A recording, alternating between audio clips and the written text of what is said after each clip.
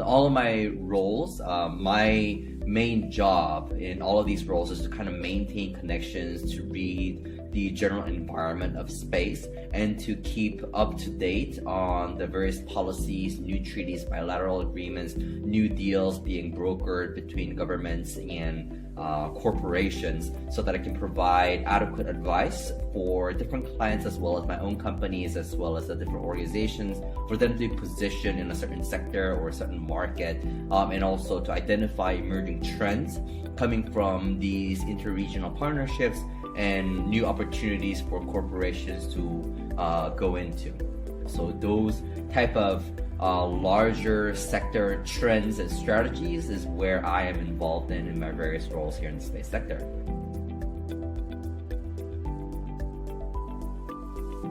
My main activities in part of my various roles is to conduct research and of course write articles and different research papers about these different trends. Again, there's a lot of knowledge and wisdom out there in the world. They need to be synthesized, gathered, and provided in actionable items for different clients as well as my own company.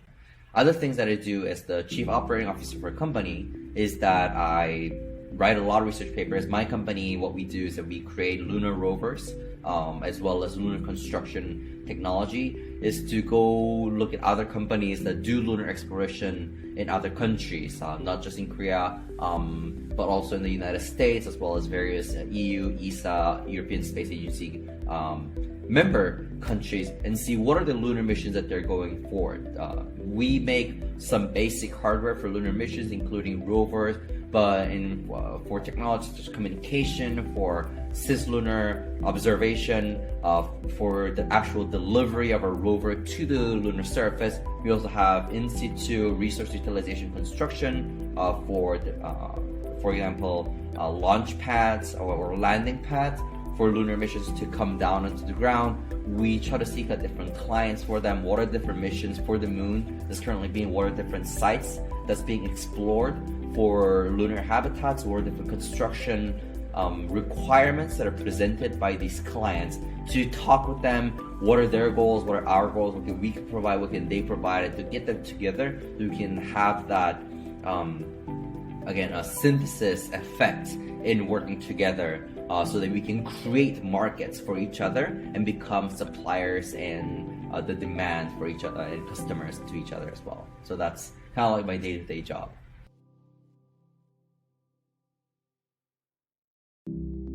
The aspect of the job that I enjoy about the most is really about meeting new people. As I said, my main job is to connect different people from different sectors, which means I talk with all levels of the government, from basic engineers from space agencies to actual chairmen and chiefs from space agencies, as well as like ministries of science, Ministry of Transportation, Ministry of Communication, to see where space strategy, space policy can go into the national agenda, to talk with low-level constituents to the higher-level policy-making decision makers, and kind of create a consensus around that. And that's like government, and also to talk with corporations, academia, non-profit, non-government organizations, to talk with all of these sectors and see what are their needs, because they have different agendas. Like governments require very conservative approaches, long-term sustainable initiatives, while companies, especially companies with shareholders, require more short-term return on investments with very tangible milestones.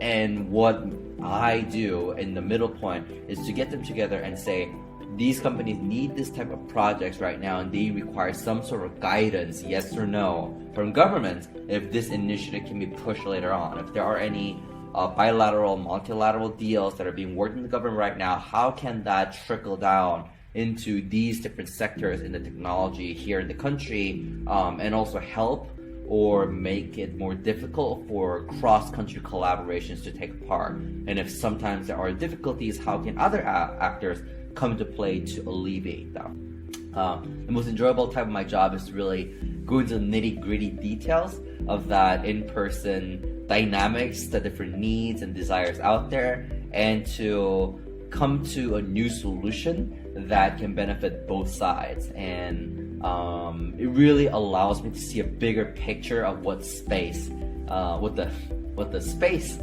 or the aerospace sector is like. So that's really fun.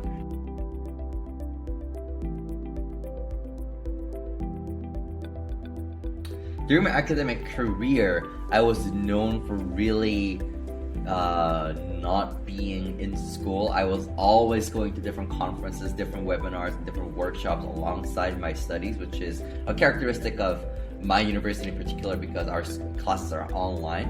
But my academic program was very much project oriented than exam based. My school doesn't have any exams. We are all graded on projects. So I was able to siphon a lot of my gradings into space projects, into space research, the different research that I can do on my spare time, and transfer them into my academic career.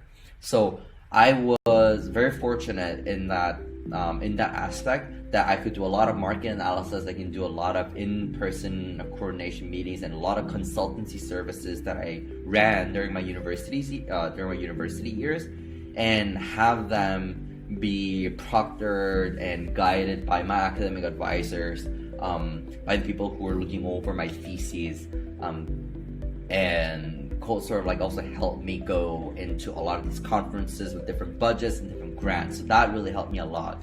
My major was actually business administration and computational sciences. My concentration was on artificial intelligence and machine learning. I don't actually use that in my day-to-day work here because, again, I'm more in the management sector in the corporate industry, but it does give me an appreciation, and it does allow me to talk in the same language with the engineers that I meet, because I still understand the different engineering concepts. I still publish about 5-ish papers every year in different engineering circles. So it gives me a sort of a good basic background engineering know-how and how things work, but also elevate that into a policy, strategy, management level circles.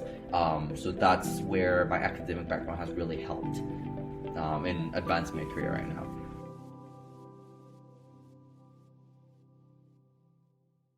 Advice for my younger self. Well, advice for my younger self is to go out, explore, make a lot of mistakes. I made a ton of mistakes when I was attending university and college. I just went to so many different competitions, so many different contests, so many different workshops. I applied to so many different scholarships and fellowships, and I learned so much in that experience. That really opened my eyes into who's really playing in the field. By the time that knowledge is actually in news articles or they're published in scientific papers, that knowledge is old. So I really pushed myself to be at the frontier of where decisions were being made, of what the decision makers were talking. I went to all these different conferences where the administrators of NASA was there, the National Space Council members were there, different advisory groups and advisors to new and upcoming organizations that you hear all the time right now. SpaceX, Blue Origin, Space for Humanity, they all started from very small people, only 2-3 members and executive directors. I was there in their inception, and I knew and I saw what they had to do to get to the prominent places that they are right now. And that really helped. So my advice for my younger self is to keep doing that, keep being lean, keep being agile, keep hustling to know more people, connect with more people, make mistakes, really gets to the connections, and you'll be surprised how many people that you just meet every day in your college first and second year actually ends up being industry leader just 4 or 5 years down the road. So that's my advice.